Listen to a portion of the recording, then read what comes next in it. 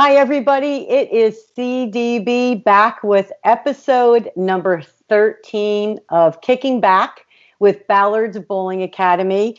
I'm truly doing what I love, and reason being is, A, I like to talk. I mean, obviously, anybody who knows me knows I love to talk. Dell's making fun of me. That's Dell Ballard, because our guest this week, I had to keep saying whether it's Dell Ballard or Dell Warren, but we're going to get into that in a minute. Welcome. Thank you for joining us. And I just want to remind everybody about a few things. Bowl for Life Scholarship. Anybody, anyone who is listening to this, especially our youth, go to the Bowl for Life Facebook page. Chuck and Debbie Gardner, fantastic people, great for the bowling industry, and they want to give you scholarship money. I believe this month is the Johnny Petraglia Scholarship. So it's extra special because you will have an icon's name in the bowling world on that scholarship. Which then leads me, please, to the fact of support Ballard versus the Big C. We are going to start some giveaways next month, August 1st. We don't know about our annual event this year because of COVID, but we're hoping that we can get something going for September. Please check Ballard versus the Big C, our page. We have our 2020 official jersey on the page, along with matching skirts and masks. Of course, you have to have a matching mask now when you go out, right? So I just wanted to remind everybody that we did, partner with Logo Infusion. Again, they are fantastic to our event. They are one of my personal sponsors, as well as jumped right on board with Ballard versus the Big C when we started our event. So please, logoinfusion.com, type in Ballard versus the Big C. You can find all of our accessories and our jersey, and a portion of every sale goes to help those in need. And that leads me to my final reminder. I would like everyone out there to just say a little prayer tomorrow. Dell will be having his first procedure to fix his broken jaw, if you haven't already heard. So send him some really cool, good vibes tomorrow morning, and I will keep everyone updated on our Ballards Bowling Academy page. So that's my intro for tonight, and I'm excited because our guest, as you heard his name, but I want to open it like I always do about some words that I feel describe the person that is coming on our show. And I think he will agree with me, and I hope his wife is listening tonight, Dawn. But here are some words that I think resonate when I talk about this person. He is a friend, and he's been a friend to me and my husband for quite some time. He is funny. He is a coach, one of the best. He is a mentor. He is a husband. He is a leader in the bowling industry. And I think he is an innovator. So I would like to welcome this week my friend, Dell Warren. Dell Warren, Dell Ballard. I had to keep doing that all day. Are you here? Are you with me, Dell? I'm here. I'm so happy that you guys asked me on. And I always love having conversations with you guys. And thank you so much for, getting me maybe share some things with your audience. And hopefully I teach them a few things because, that's what I love to do. Well, it's funny because, I get all these notes together, and I say this every week. I'm such a note taker still to this day. And, I had all this stuff written down about how I'm going to go through the hour we're going to be together. And I have so much. And all of that went to heck when Dell and I were talking, and you can't see Dell. Dell, do you want to pop in just for a second so we can show the trophy before we get going? So if everybody looking at Dell Ballard, did you put yourself on the screen? That trophy right there, that one, the Masters trophy. Thank you, Dell Ballard. There you go. So a little tidbit, Dell, before we get started. Let me just say, though, Dell Warren is the vice president of the Kegel Training Center, which is where you're at right now in your office, correct? Yes, I am. Okay. That trophy there was the 1988 was it PBA Masters? Or was it ABC? ABC Masters, correct? Yes. 1988, which my husband, Del Ballard, won, but I heard there was another Del on that show. So I want you to tell me about that TV show, Del Warren, and what were you throwing on that TV show, Del Warren? I was throwing a ball that probably a lot of your audience had never heard of, one of the greatest balls of all time, called the Yellow Dot, which was a soft plastic ball. And at that time, when synthetic lanes were just coming out, a lot of us noticed that plastic at that time was considered older technology because urethane had come on. But plastic balls rolled very well on that surface. So Del had mentioned that he thought he was the only one throwing a yellow dot, and I actually was throwing a yellow dot as well. And the scores were pretty high that week. And unfortunately, I qualified fifth, and I lost to Kent Wagner. I never got a chance to bowl Del on television, but I will tell you that aside from the Firestone Tournament Champions, the Masters was always my favorite tournament. I always bowled very well, and actually the following year in '89, I actually led qualifying, and I shot 299 my last game to snap off my old doubles partner Firpo for the lead. And just to go to show you how interesting that format is, I got, when we got into match play, I went lose. I was out. It's like that after making the show and after leading. So, but no, that's one of my fondest memories because I think the Masters was, especially back in the stadium, was an unbelievable tournament, and the format was so different than what we normally faced on tour. But anyway, I saw when we were getting ready, I saw the trophy in the back, and I went, "Oh, I remember that one." I absolutely love it. I do, because what many people I don't think know about you, well, maybe some of the let's just say younger generation, is you are a PBA champion. Yes, and I don't know if I won twice. I made two majors, two shows. Yes. A show at the Firestone '86, and then the show in the Masters. And I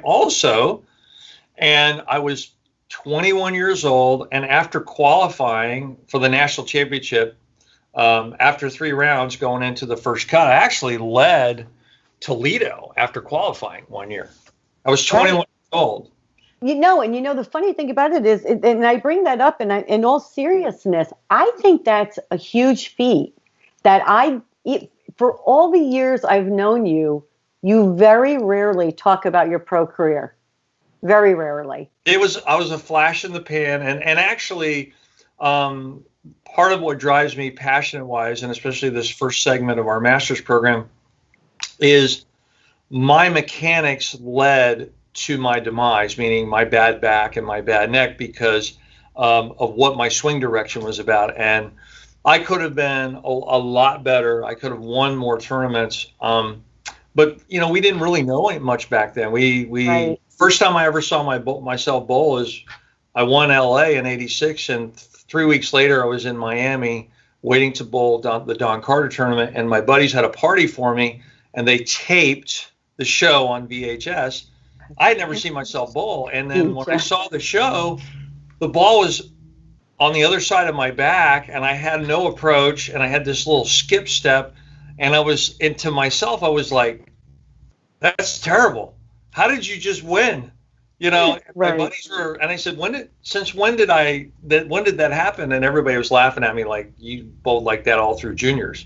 So we all had kind of makeshift games back then, and we didn't really know much. Even when you worked with the best coaches back then, they didn't use video. They all had their own philosophy, and certainly, like my first coach, John Jowdy, he helped me quite a bit. But what I know today applied to a 16 or 17-year-old Del Warren. Number one, my back wouldn't be as messed up as it is, and number two, I certainly would have bowled a lot better. So my career was about 5 years, really. And so I'm really passionate about learning things that I didn't know anything about, to pass that along to other coaches and certainly people that are passionate about the game. Well, that leads me to the next thing I really want to talk about, because for as long as I've known you, and I really tried to think back as to when I first met you, and I was going to tell this story. I had made a show early on in my career, and I was on the Ebonite shirt staff at the time, but I had been thrown an AMF ball, and you were offering a lot of money to win with I believe it was the In Excess at the time. Right? Was that AMF? For the XS. NXS was a that's band. it. Whatever. Yeah, it was a band. Right. Okay. But anyway, and that was the early 90s. But I think I had met you beforehand when you were with Track. But that's something I want people to know too. I want you to talk just a little bit about where you started because with Track you were with Ball Development, and you were a tour rep, and you were a vice president with them. Then I meet you again at Herbie's, which Right. I want you was the original Kegel training facility, you would say, and where you are today. So just take us through that Sure. little bit of journey. My back started hurting in '88, and about the time I looked at my record, and it was something interesting, that actually when Mark Baker worked for me at Track for 13 months, he pointed this out, and I don't like to talk about it, because compared to you guys, I was kind of a journeyman guy, but I did win twice. But my best 12 months on tour, which was from the summer of '85 through the winter of '86, was my best 12 months.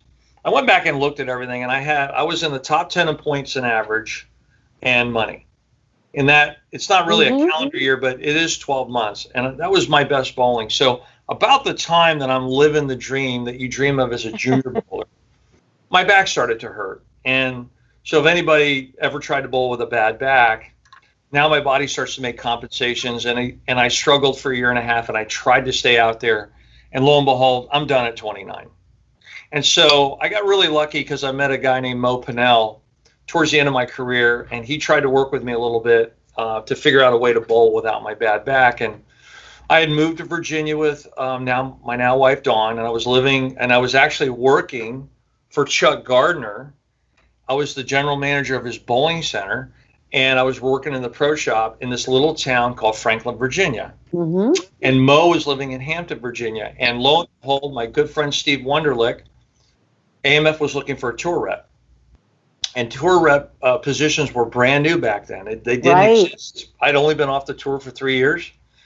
And I had hooked up with Mo, and I started to learn about drillings and layouts. And lo and behold, he offered me a position, and I ended up taking it. And we moved to Richmond, and my wife went to work for AMF, and I was a tour rep for 5 years. And, working with the pros, working with Bob Learn Jr., Marianne DeRupo, and I did couple of videos with Dick Weber, which is hilarious. We had a great time.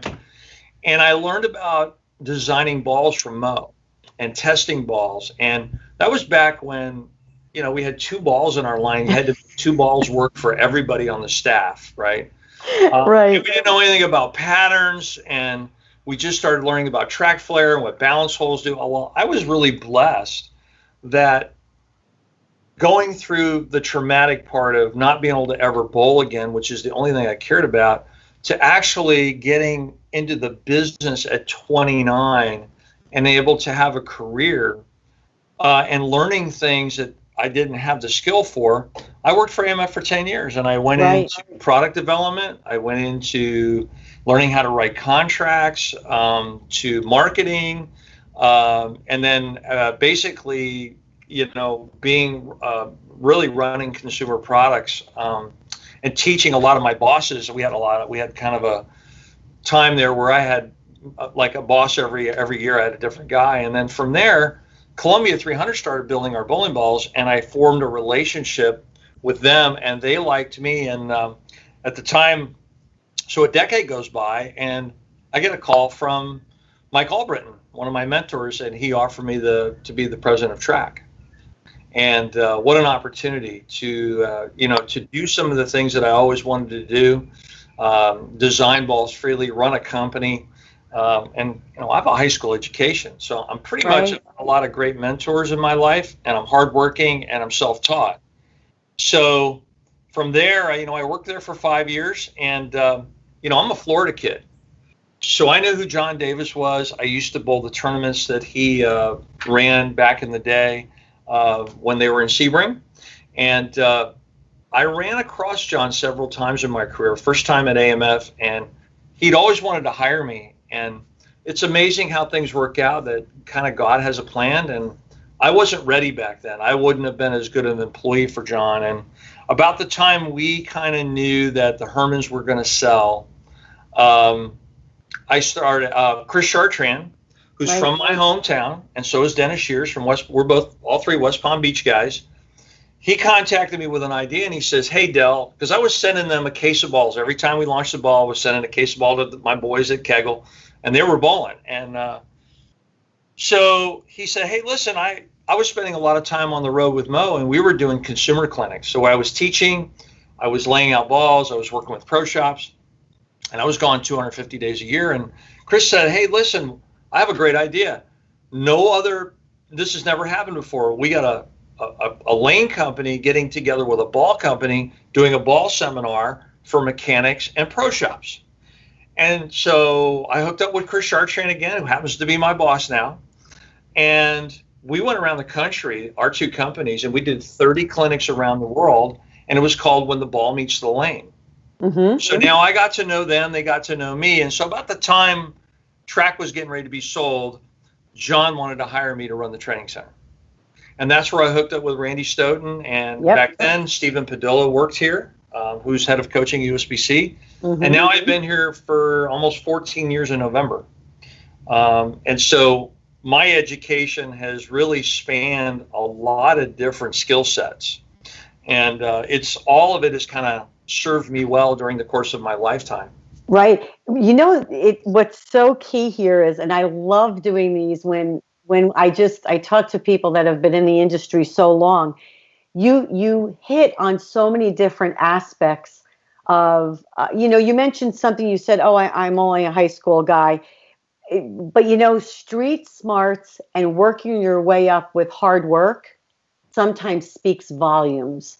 Well, it's amazing what I know, because my kids at Weber are mostly business majors. And so I find myself helping them with their homework. Mm-hmm. And right. I know the answers to a lot of the stuff that's in the book. But here's the thing. I think that's what makes bowling so great. That's always been one of the great things I think about bowling is you can take a lot of what you've learned from people that, mentored you, and now take that and teach that to others.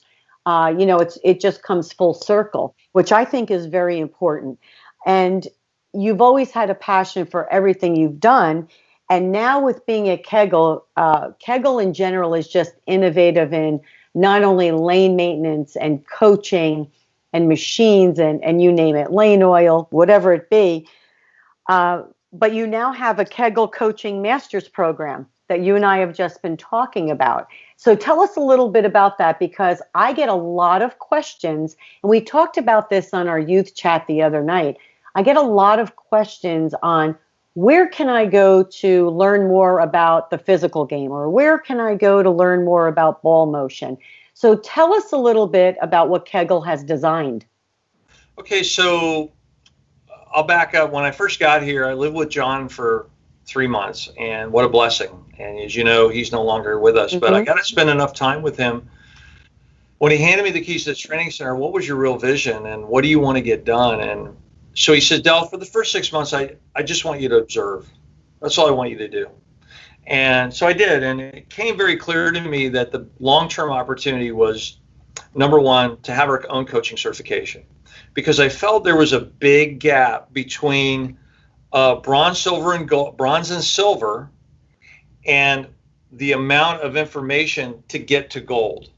Mm-hmm. And I also thought that there were skills out there that were in my brain that I experienced over my lifetime through mentors, through bowling for a living on tour, through bowling action, things that was taught for me from Jowdy and Johnson and Coach Borden, that weren't in any book. Mm-hmm. And so with new high school coaches, as you know, you ran the coaching department at USBC. There was a huge gap of information that wasn't being taught, wasn't available. And so with the addition of Ruben Garagosian, our relationship with Sid Allen, Coach Randy, now Rick Wilsey, and all the other people we've added, Alex Gurkov from Russia, we now have a coaching master's program that really goes 4 and 5 levels deep into how to teach the game of bowling.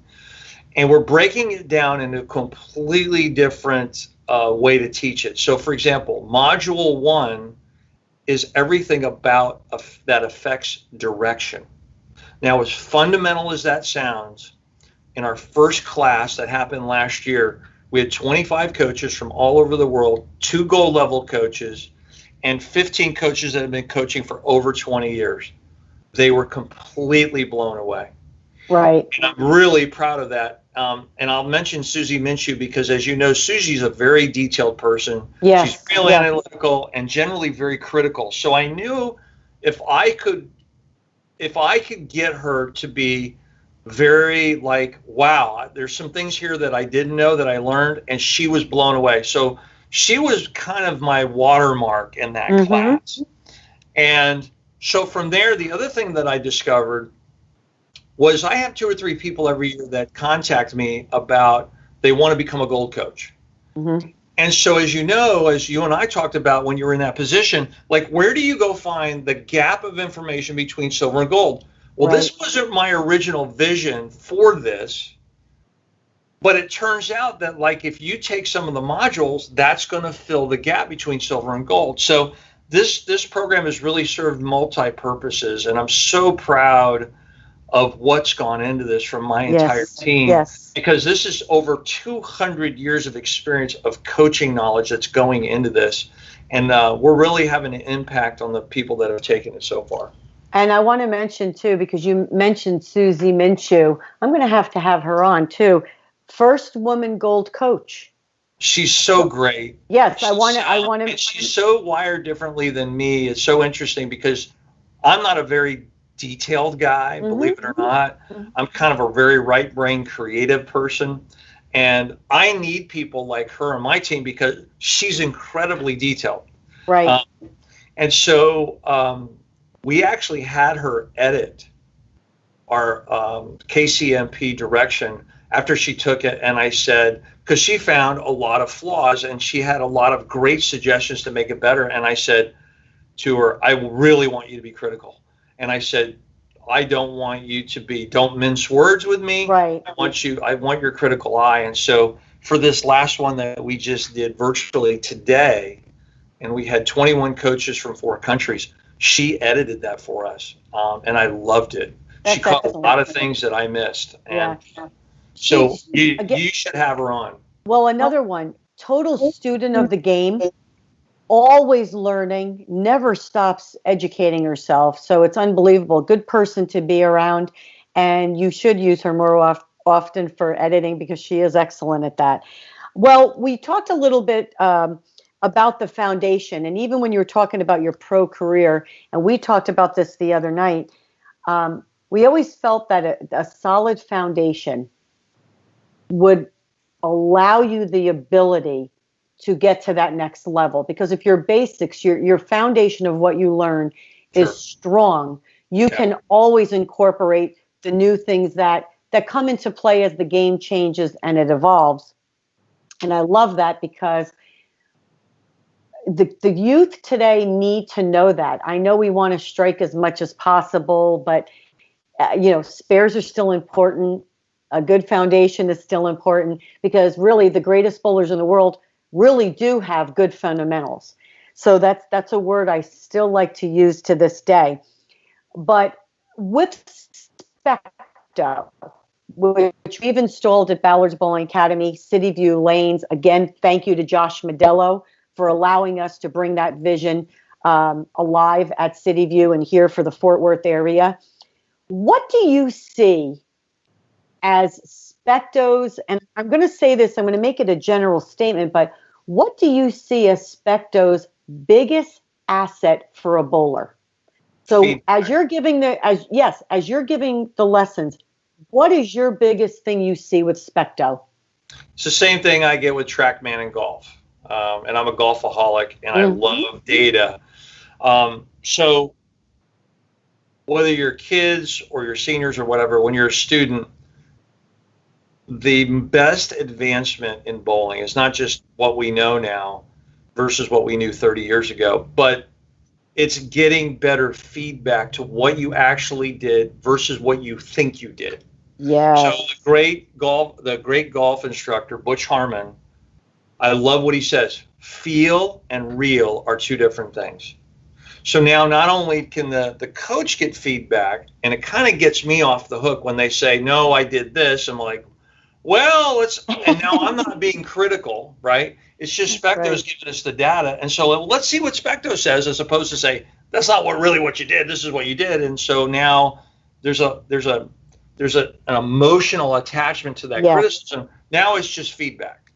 And the kids today are so used to being on this all the time to get feedback emotionally and, strategically, that now you can download this to their phone and they can use their own phone or tablet and train. And now there's games also to make practice not so boring. Correct. And create some skills. So it's really the accurate feedback in almost any area that you want to measure. And then how you can apply that to be more effective with your training, which ultimately allows you to get better faster and not have to go through all the turmoil that, we sometimes went through because we were getting, conflicting information. Even when we were on tour and you were working with your roommates, one guy saying you're doing this, one guy saying you're doing this. And my buddy Mark Williams from Texas was just like, you just think too much and just bowl your game and you'll be fine. Just make it easy. That's funny. I'm looking because I wanted to see if I had any questions right now. But leading to that, though, you now coach the Weber International men's team, correct? Oh yeah, and I love it so much. I want you to talk a little bit about that because you do use Specto, but I want you to talk about the transition a little bit from helping yourself and pro bowlers to now coaching college. Okay, what's the difference you see? And I made a lot of mistakes early on. So when Weber approached us 13 years ago, we didn't know anything about college bowling. We didn't know anything about team bowling. Not really. Randy and I thought, this will be easy. We have practice after normal business hours. We pick the top 8. We'll lay out a few balls. We'll get them to play angles. How hard could it be? Right. So my first approach was treating the kids like I was a tour rep and I was working with a world-class player like a Bobby Learn or Marianne DeRupo or Wendy McPherson or whoever. And what a mistake. Because yes, do we get some great players like a Hankey or a Marcelo or a Gary Faulkner? Sure. But that's one. The rest of them are most of the time 190 to 180 average bowlers on a sport, and they don't know anything about ball reaction. Now, they think they do, right? But also give me somebody that wants to play together on a team, because college bowling is the essence of team. Because I could have a Matt Russo, and as I told Matty, we only get you in the 5th and the 10th, and that's if you're lined up. So you're only 20% of the score, and you're not going to strike every ball, although he struck a whole bunch. So we got to get a group of 8 people to bowl together and rely on each other. And I've had to learn through my help, like Dr. Dean helps me. He's like one of my mentors. Right. But also learning how to develop skills on how to get a group of people to work together. So I go to seminars. I go on TED Talks. I read books on this stuff. Right. Not only that, I can't teach them the way I was taught because it's a completely different generation. Right. But I want to talk a little bit about that because we had this discussion the other day. I tend to fall into that also. And I see with some of these sport leagues that some of the kids bowl, we, even though we give them the tidbits of some guidance on how to approach a sport pattern, right? Or with equipment or how they need to throw it, we have to take it down a notch or maybe even two. Or two, yeah. I mean, some of these kids are 13, 14, 15 years old. And I think back to, okay, where was I at 15? Yeah, do I think in some aspects we were maybe a little ahead, but was it because of what we bowled on? Or were we behind because we didn't have as much, like you said, instant feedback or video, things like that? And one of the keys is we have to remember they're still kids. So what is one of the things when you are working with the college team, is there a common denominator that you see through Specto that's a common occurrence with the physical game? 1,000%. It's called direction, and that's I why love we led it. with it in KCMP. So what we found out is whether somebody's coming to Dell to drill a ball, or you're buying a new pair of shoes, or you're adding surface to a ball, or you're coming to Kegel to get a lesson. Everybody's doing that for one reason: to improve their score. Right. Right. So there's only 5 elements of scoring: direction, speed, angle, rev rate, and roll. And of those 5, roll is constant for everybody because we know we got to have the ball and roll to maximize the size of the pocket. The most influential of the 4 other elements to the other elements is direction, which is still the most fundamental skill in bowling. The category on Specto that measures direction is launch angle. Right. Now, God or whoever you think made us perfect bowlers. Right. Because my arm operates perpendicular to my hips. Okay? Right. So in Specto, the best score you can get in the pro level for launch angle is 0.6, which means the farthest miss right to the farthest miss left for pro bowlers is 0.6 or better. Okay? And that's pretty tight. You know that 0.6 needs no skill at all, because if I'm on the line of play, okay, the geometric line of play. So if I'm going 12 to 7, okay, which means I need to lay the ball down on 14, which means I need to slide on 19. There's one place to lay that ball down to have a perfectly straight line to go 12 to 7. Nobody knows that line. Nobody. Right. And that's the geometry of the lane. So if I get my body on the line of play, my arms just naturally want to go perpendicular to that line. And so the most I do somewhere in the neighborhood of 12 to 1,500 people a year between clinics, camps, videos. Right. Right. I'm somewhere in that neighborhood. No one's on the line of play. Right. And that's why their launch angles are so inconsistent, because they're sliding on 22 looking at 10. Right. And I see that so much. You just gave a lesson. Who wants to say hi? Is somebody in there? Tell them to say hi. So that's John Janowitz, everybody. Hi, John. Oh, my God. John Janowitz, get in here and say hello. How are you? I'm doing great.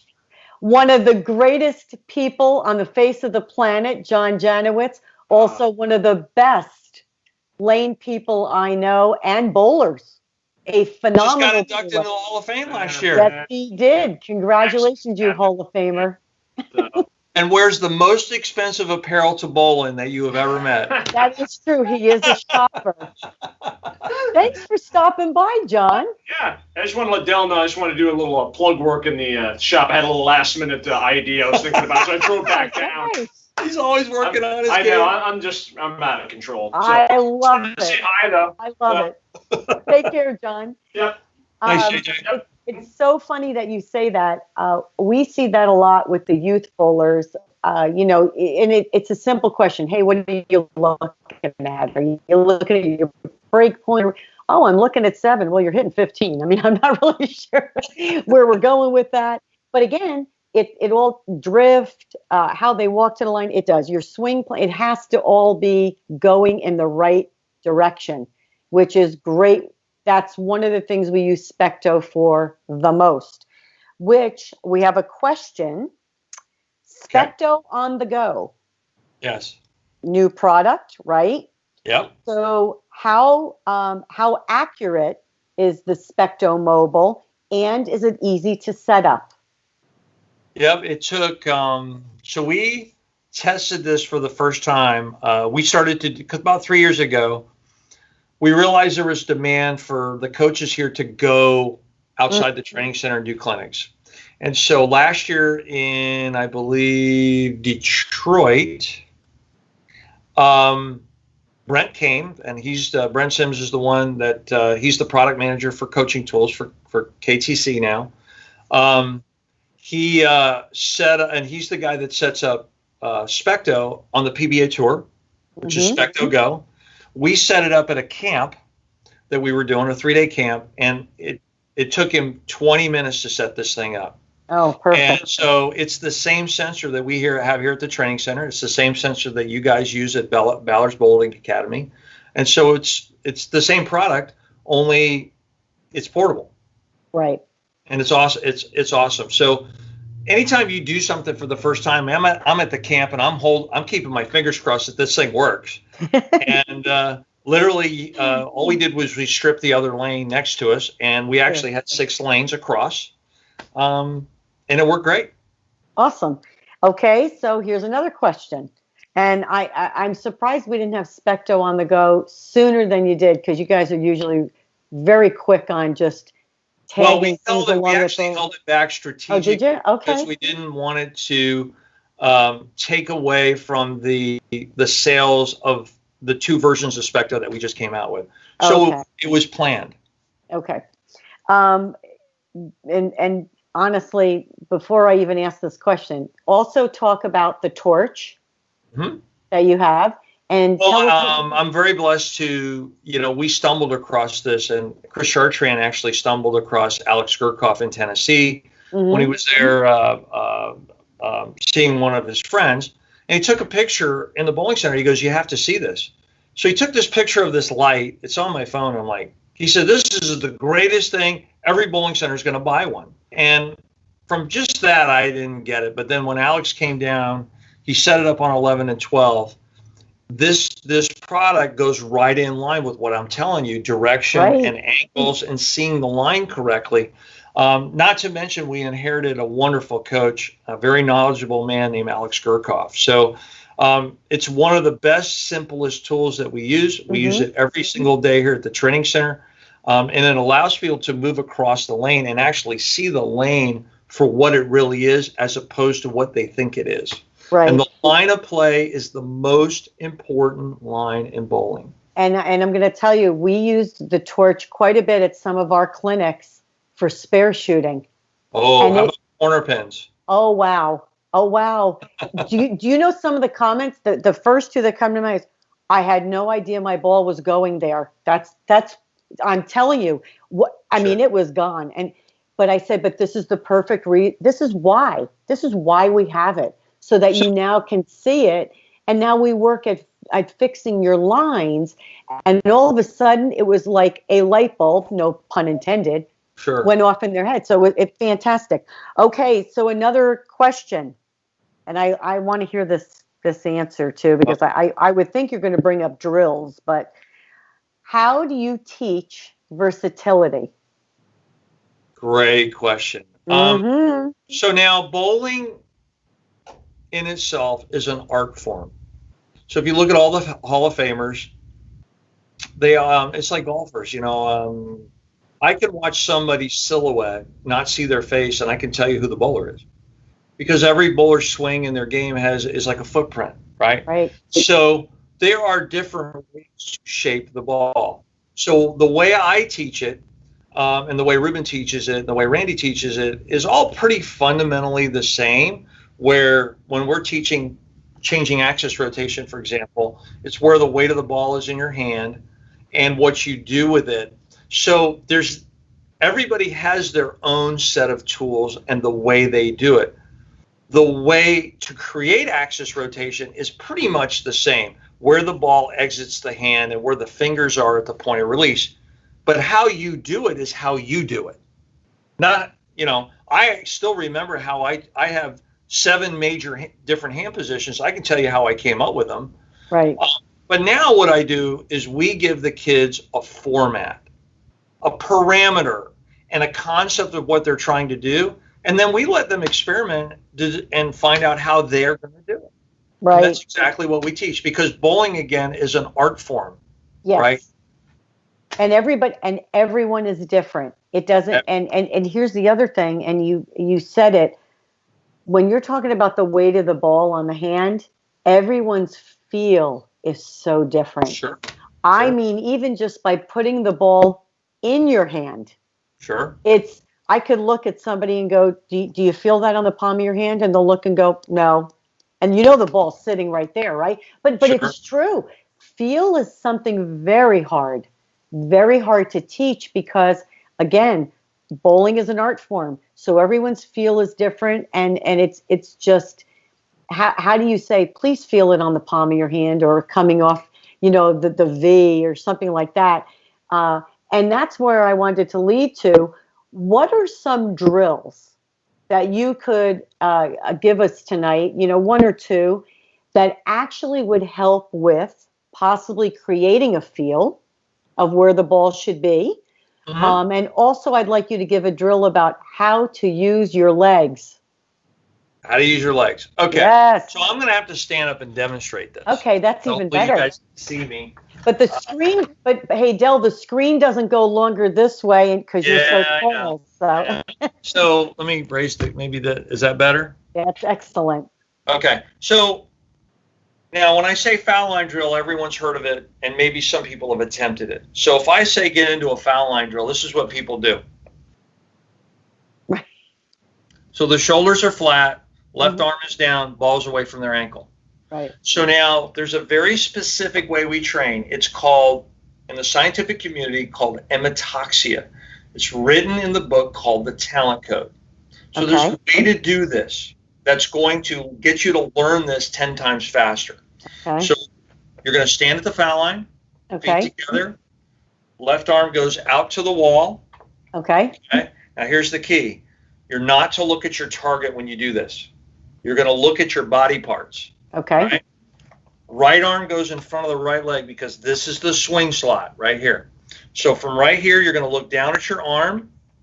Okay. You're going to get your trailing leg out of the way, but you're going to go straight down. You're not going to swing it to the right. And then you're going to look at your hand, and you're going to get your forearm attached to your right thigh, not over here. Okay, so pull down your computer just a little bit so we can see your arm and your leg. Not that we don't want to look at your face and all, but that's better. Yes. So we want to be right here, not out here. Perfect. And everyone will go right here. Right. So we want to be in here, and then look at your hand to see where your fingers are.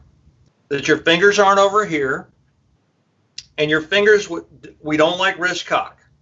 Right. We don't like that at all for too many reasons. But just a straight hand with your fingers under the ball, and then from right here, you're going to push up about 12 inches. Right.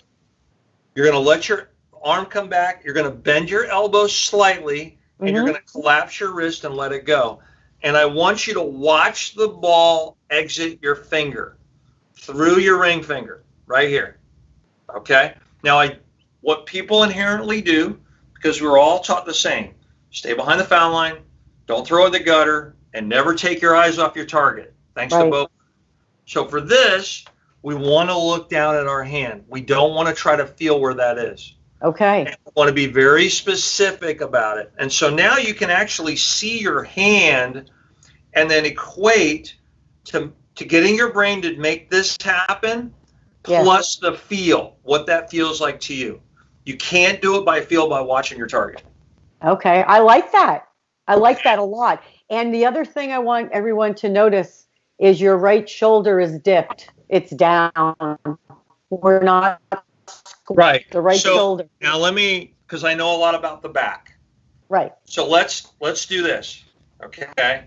We do not want to bend our right shoulder from a neutral position. This is called a neutral spine position. We don't want to do this because that will put a tremendous amount of load on the lumbar spine. But the way the spine works is if you bend forward, this is called flexion. If I go to flexion first and then I add right lateral spine tilt, my shoulder will actually rotate in the direction of the bend and I won't have any stress on my back. Right. So that we don't want to go from here to there. We want to bend forward. This is called primary tilt. This is called secondary tilt. And now there's no load on my back. Which is one of the keys when we tell everybody who they're standing straight up and back, and then all of a sudden they try to, you should be able to feel it pulling in your hips, if anything. And then quickly, because my gosh, we could talk all night. I know we're almost running out of time. The legs. Yeah. Okay. All right. Now, so I just developed this drill out of a need. Okay. Which most of my drills come from when you see repetitively the same challenge all the time. All right. From lessons. So here's what I want, and I'm going to give you Verity Crawley's secret. Okay. This is how this little gal can generate so much power and make it look effortless. Okay. So we're going to get, if you go online and you look up swing and slide drill. Okay. Okay. I'm going to write that down. What you're going to do is if you're right-handed, you're going to go right foot forward, left foot back. Yep, go down a little bit there. All righty. There you go. Okay. Got it. Yep. Right foot forward, left foot back. And when I pull my left foot back, my heel is going to be in the air. So all my weight's on my right leg. Okay. And then I'm going to bend forward about 20 degrees or so, and I'm going to bend this right knee. And I'm going to feel a load in my quad and my glute. Okay. And then, so from right here, my left arm is out in front of me on my side. I'm going to push up, and we're going to do this without the ball first. Mm-hmm. I'm going to push up to the height of the left arm. So from right here, all you're going to do is your weight's going to go down into your leg, and you're going to go down and forward. And as I go forward and down, it makes my arm go back. Mm-hmm. And right as you get to the top of the swing, you're going to feel a tremendous amount of load in this leg if you're doing it right. This is called reactionary ground forces. Okay. So now I'm going to use the ground, and right as I tip, as I'm going to fall over, I just go to my slide. And your slide is what's going to catch you from falling down. Correct. So you're right on the envelope of what we call equilibrium. So all of the force where they get their drive from is the same as a baseball pitcher throwing a 95-mile-an-hour fastball. So but when you have to feel the load in that leg. When you unload with the leg and you slide forward, do you bring your arm down with it? Can you? You can. So all you want to do is we want to create this whipping motion. Okay. Right? Okay. So the body's got to go forward. And then I gotcha. And then the arm comes down. But what you're not going to do is push down. Like if Dell was sitting here, I'm not going to push him down. Right. I'm going to load here, go forward, and then my arm's coming along for the ride. Correct. It's going to follow. That's the secret. I love it. To how Verity generates power, because she's using and I don't know how much she weighs, but it can't be more than $115. Right. Okay. So she's using 115 pounds of her body moving forward and gravity to sling that ball through. I'm actually going to start doing that drill. I like it.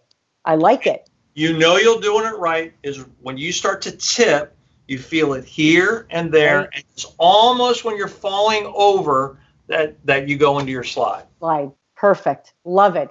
So you heard it here on our podcast tonight with Del Warren, Vice President of the Kegel Training Center, my good friend, one of the best coaches I know, USBC Gold Coach.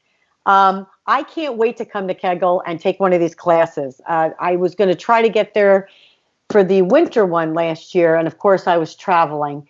So now that life has changed a little bit, I am definitely going to make time to make sure I come down there and train with all of you, not as a bowler, I probably will get on the lanes with Randy or you, I'm sure, but also as a coach, because I can't come to Kegel and not bowl. I mean, Sure. I don't think I've ever been to Kegel and not bowled, honestly. I got some videos that are about 25 years old from the old training center. Yeah, let's not go there. But let me tell you, those are some great times, because I want to say one more great thing about Kegel, which I could sit here all night. You let all of us train for many years for free, and I'm gonna put that out there. I mean, you invited us in, you took all of us in, and I'm not saying we trained just for 30 minutes, hours. We still do that. If you're making a living bowling, yes, and you're a touring player, touring players train here for free. Excellent. Hall of Famers train here for free. Weber alumni train for free the rest of their life. So the training center is John's gift to bowling. Right. And he really admired people that made a living throwing a bowling ball. Right. And so this is a haven for them. Excellent. So for more information about Kegel, is it easier to just go to kegel.net? You go to kegel.net, you can go to kegeltrainingcenter.com, and you can also go to our Facebook page. I love it. Kegeltrainingcenter.com. That's where I want to go, instead of just calling you direct all the time. But, that's besides the point. Del, this has been fantastic. Not only did we talk a little bit, and I hope what everybody gets out of this is you're so much more than just the vice president of Kegel Training Center. I mean, you've been a ball rep. You have been a bowler. You have been a coach, which you're still doing now. You've been a vice president of a ball company. So you are a fountain of knowledge that I hope everyone takes advantage of when you are in the Florida area. If you're not in the area, you need to take a vacation there. And especially for our youth bowlers, I can't wait after this COVID is over to bring my daughter down to Kegel. I know she would absolutely love to work with both you and Randy. But Del, thank you. Thank you for all you do for bowling. And thank you for being such a good friend. My love to your wonderful wife, Dawn. And we will have you back on again. And I love you guys. Thank you so much for what you do and the investment that you put into the industry. And I know it's not a business for you guys. It's your absolute passion. And, Caroline, I talk about you all the time to the kids about this thing that I saw This is scary. On TED Talks where this lady did this, and this is all you. That's why I'm telling you this story. She did this study on why people succeed at a high level. Is it money? Is it name? Is it IQ? And it has nothing to do with this. When they studied these groups of people for 5 years, the biggest difference in success was grit, Grit. And the first person I thought of was you, because that describes you as grit. And the person's ability to go through brick walls to get what their goal was. I mean, that describes you. And so I wanted you to tell you that. Thank you. I showed that to the kids, and I mentioned you to the Weber kids after they. It's no more than about an 8-minute video, and so again, so we can have whatever we want, and yes, as long as we're willing to do whatever we want, do whatever we can to get it. So I thought of you, so you're on thank you. And the kids know who you are because we talk about you quite a bit, and. So anyway, love you guys. Well, thank you, Del. And again, my love to Dawn, and we will chat soon, I'm sure. Yeah, Del, good luck tomorrow, buddy. I'll be praying for you. Thank you. I will tell him. He gave you the high five sign there. Thank you, Del. Good night, hon. Good night, everybody. I mean, that was just fantastic. Anybody who is watching this has to walk away with not only a passion for bowling, which we all have, but at Kegel and everyone affiliated with Kegel, I mean, it's just unbelievable how they just spew wanting to make bowling better.